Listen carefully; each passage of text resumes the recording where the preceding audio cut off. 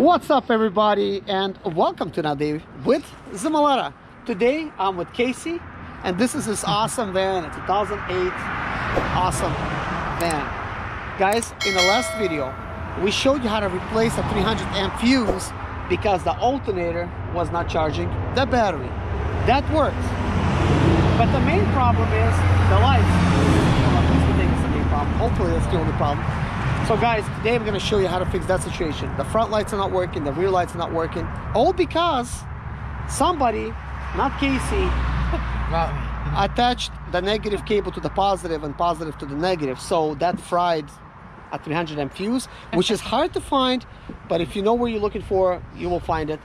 And yeah, so we got to do the fuse panel. So fuse panel is in here.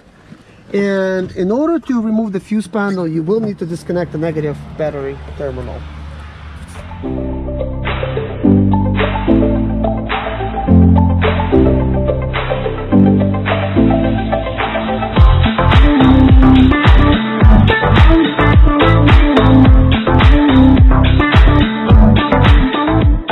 In this video, we're going to be replacing this. I'm just gonna call it computer. This is not ECM, but this has to be basically connected to the fuse panel, and it controls a bunch of electronics. So that being said, your fuse panel sits like this, and then this attaches to it, and then you have a bunch of stuff that attaches to the back, here, there, and here. There's a screw that's holding down this computer here. On top there's no screw. It is kind of like these rolly little things. So when you undo the screw and you try to pull it, it's not going to be coming out. Here's the way to remove it. Once you undo the screw, pry it from the bottom,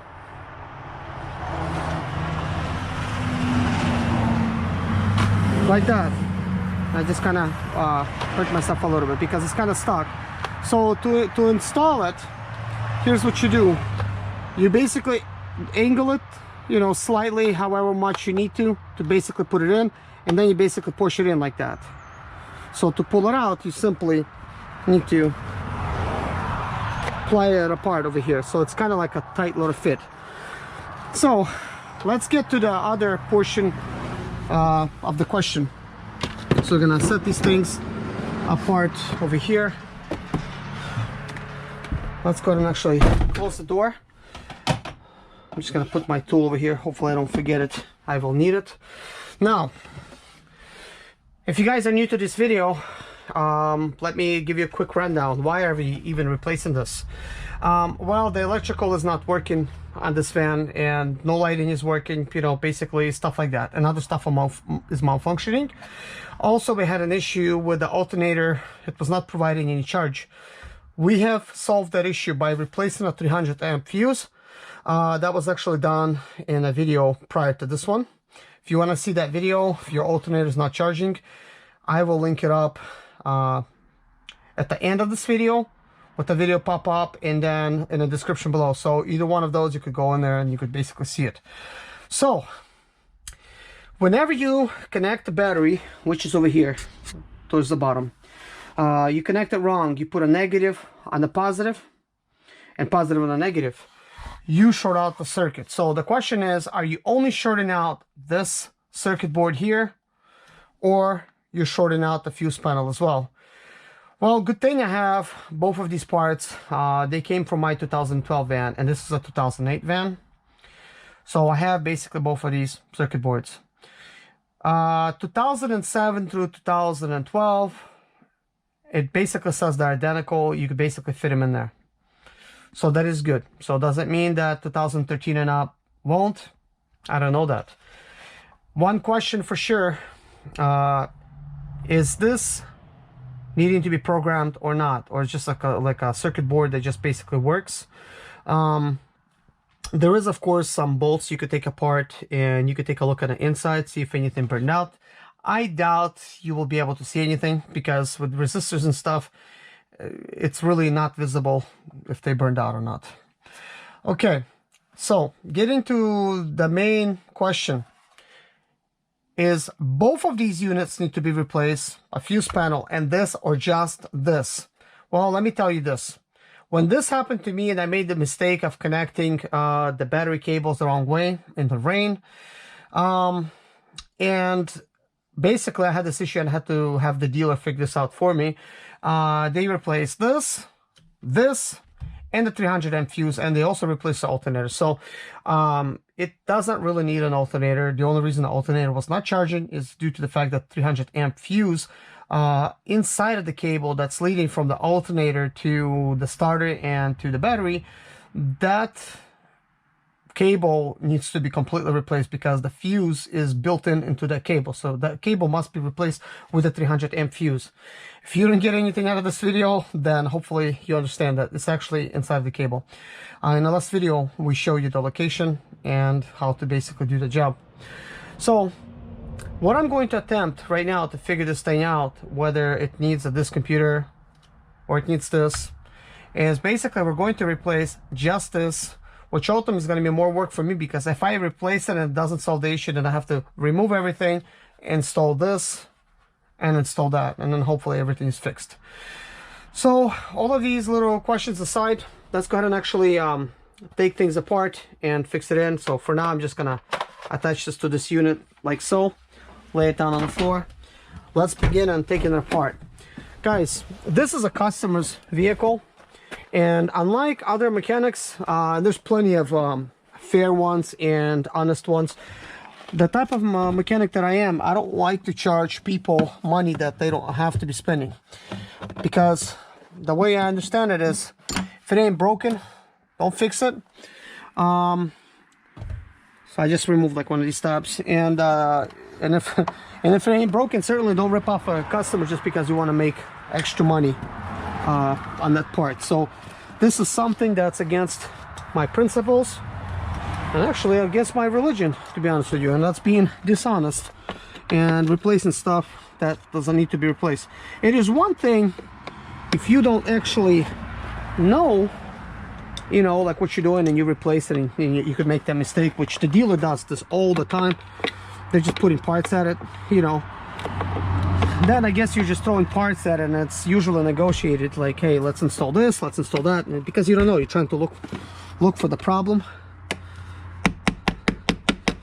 That thing is not removing, but you know, that's something that's agreed upon usually with the customer, and they say, you know what, yeah, just try to get it done, just try to, you know, fix it or whatever. But it's totally another thing if you know the issue and you just choose to lie to the customer just so you could make your overhead, then that's not fair. Guys, I wasn't really thinking I'm gonna need to be doing all this here, but this is in my way because I gotta remove this plastic. So I gotta do this.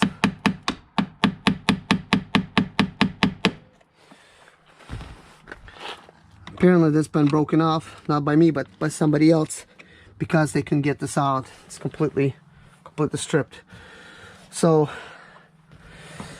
not much I could do there for now, but we do have one bolt there, and then we also have another one here.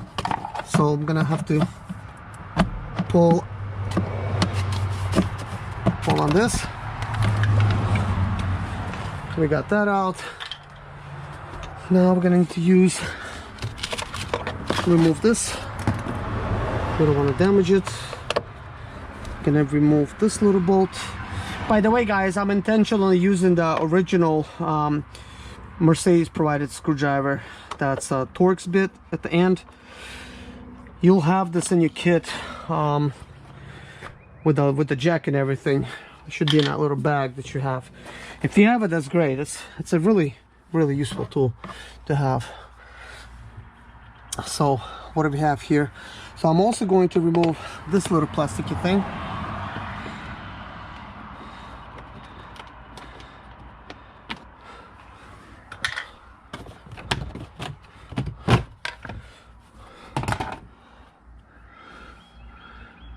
So we also have some aftermarket type of stuff in here. stuff that's plugged in. You have this little unit itself with the wiring that's being plugged in over there. So let's see if we could get this thing released.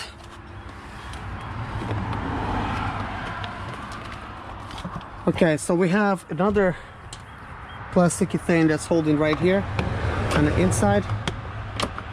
We're gonna need to pull that out. By the way, guys, if you're looking for a tool like this, it also comes with a couple other tools that are actually used for pulling these plastic tips out. I will link it up in the description below for you to get it. It's an affiliate link, and I've been asked by my viewers time and time again to actually include them. So good thing this thing is plastic and it's really pliable. You can try to remove it. So there's also this OBD2 which we can disassemble. I already showed how to do it in the last video. We really don't have to disassemble, but what we need to do is we're gonna need to remove that one. Biggest problem is it's going to be falling on my face, this plastic shroud. Where's the jumbo cable? Jumbo cable? What do you call those things? You could actually use that to kind of like tie it back. So this is a longer type of screw in that one. So we have some wiring that's actually over here. Now the way you release them, you'll need to basically press down on this little plastic tab that I or you can't really see, but it's this one right here. You press it down and then you'll be able to actually, well, actually I could simulate it. Like if it's like this, you can't press it down, so you gotta press it down and pull. So that's how you release that. And you do the same thing for all of these other ones, and you do it all the way. Don't force anything. You never want to break anything.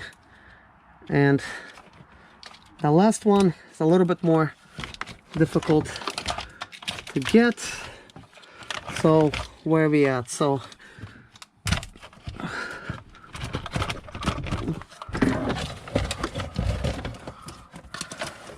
it should be released. And gosh, this stuff is just all in my way.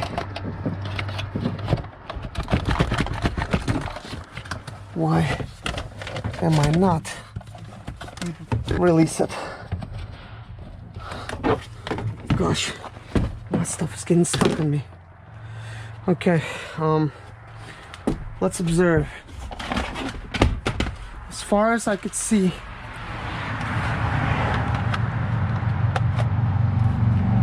so I basically lift it up, and I'm trying to lift it up, and it's not lifting up. So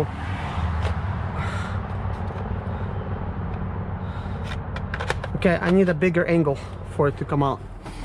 That's what it is.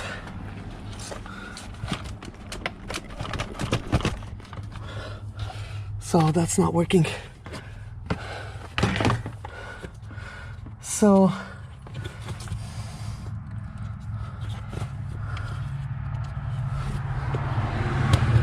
what I'm gonna do is I'm going to go ahead and release the fuse panel by pulling it down. With all this aftermarket wiring,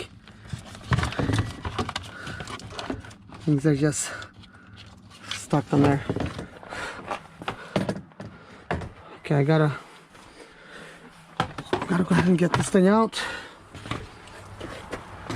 We're gonna be swapping it out.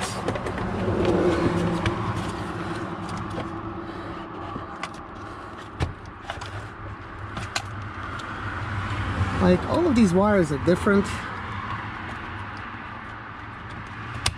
so there's really no chance for making a mistake.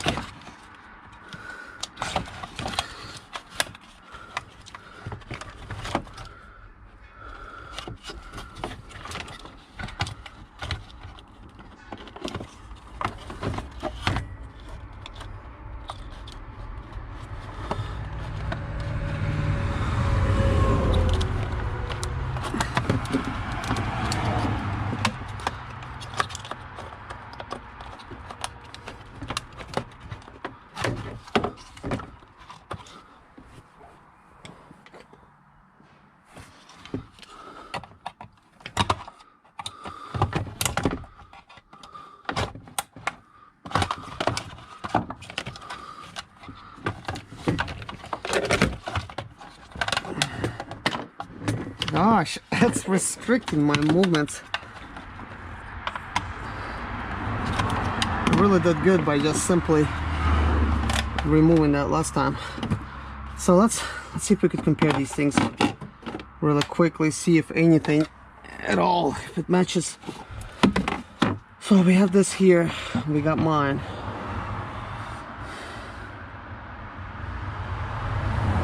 First of all, mine is upside down.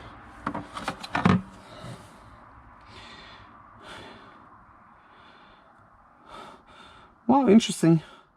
001 matches, and the numbers, they really don't match up, except, let's see, 906, 902. Yeah, it don't really match up, and that is in question whether it needs to or not. That is one of the questions I have. But gosh, this is really wearing me out. This piece is constantly falling at me, and I really wish that it didn't do that.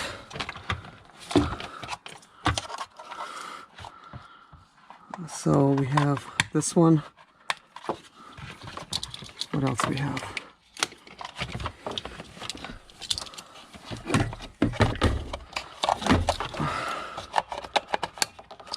So we have that one in. Then we have a couple of these.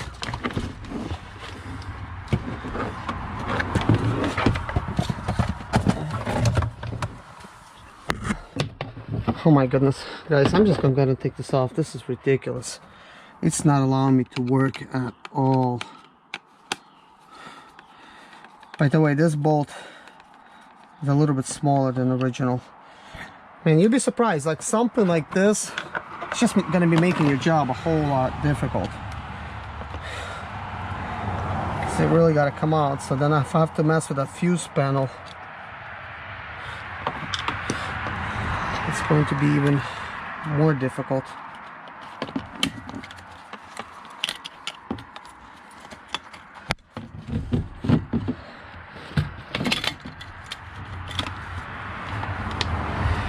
So here's the way to release that. You basically pull that forward, and then you can simply pry it out of there. But I have to be very careful, like it's already released, but I don't really want to release.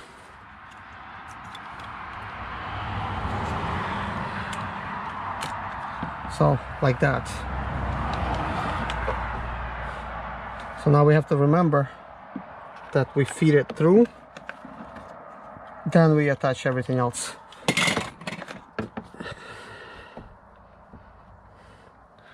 And it sits like that. Okay, so right, so my job is going to be a little bit slightly easier. Now what I made a mistake is by reinserting some of these cables. What I really should be focused on is aligning it into its proper place.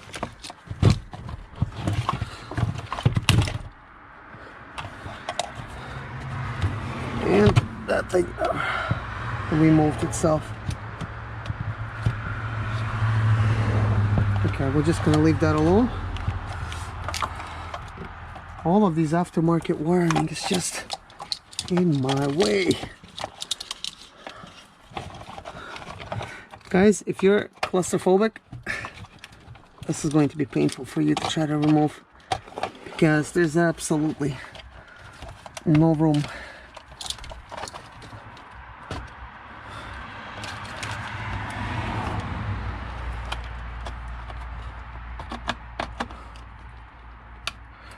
Now we gotta pull that forward.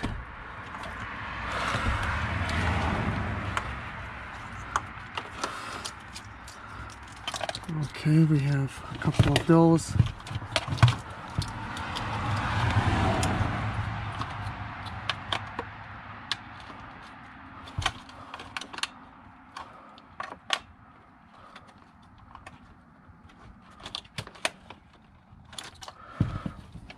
question is, are they same? They appear to be same.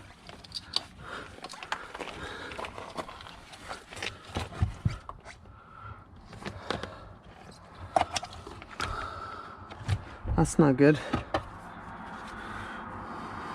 No, they're not same. One slot slightly bigger. Good. I thought I was gonna make a mistake.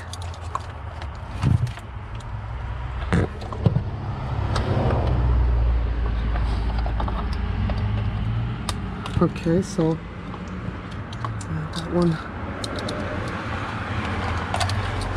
I can't see nothing. Jeez. Okay. All right.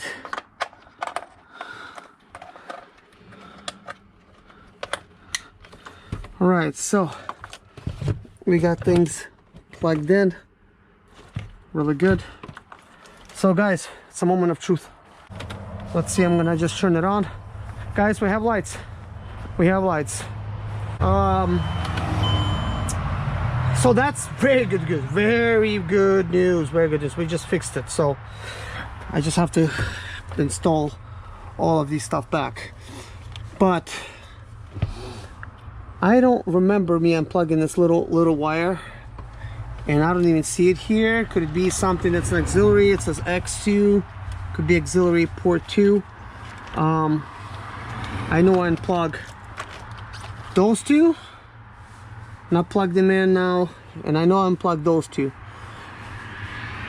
So if I see it, I'm gonna plug it in. So guys, all the time observation. Let's go ahead and actually turn it on. So before we turn it on, for now, at least for now, I could tell that we did not need to replace this part. It was just this piece that needed replacing. So this is a bad portion, and as you could see, from what you can see, there's nothing visually wrong with it. So, but that part is bad. So that part is bad. So that means they lied to me when they were replacing mine. They replaced my fuse panel, and you know what? I paid the Mercedes prices for that, because that's actually where it was done. So we're gonna turn this van on. So everything cut on perfectly, running beautifully. We have a parking brake that's on, so now it's off. We got a check engine light that's on. We got a glow plug that's on, tire pressure monitor, brake wear. So it needs brakes, definitely, because it would not say it needs brakes if it didn't. Glow plug, that obviously has to do with glow plugs. Either the module's bad. I do have the module. I do have all the glow plugs to do the service on it if need to be. It is not necessary to start it up in the summertime, obviously. So let's go ahead and actually turn all the lights on. So the high beams are working. Let's take a look all the way around the van. So the lights are working. So let's take a look at the back. Everything's working. So it needs one lamp over here, one light bulb. So that's out. That's not a big issue. Has nothing to do with what we did. Now the horn wasn't working. Let's see if we got the horn. We got the horn, guys. Anyways, guys, thank you so much for watching. Take care of yourself, and God bless you. See you guys in my next video. Bye-bye. Serge, Zimaleta. I'm 37 years old, and yes, I experienced success after buying my first home for cash. Back in 2011, I was broke, but I learned to solve problems on my own. Now, I'm helping others to solve their problems. I know what pitfalls to avoid to stay profitable in business. Need motivation to be more successful in your life? Do you have Sprinter, Expedite, or business problems? Then subscribe. Let's find creative solutions to your problems. Hit the bell notification so you don't miss any of my helpful videos.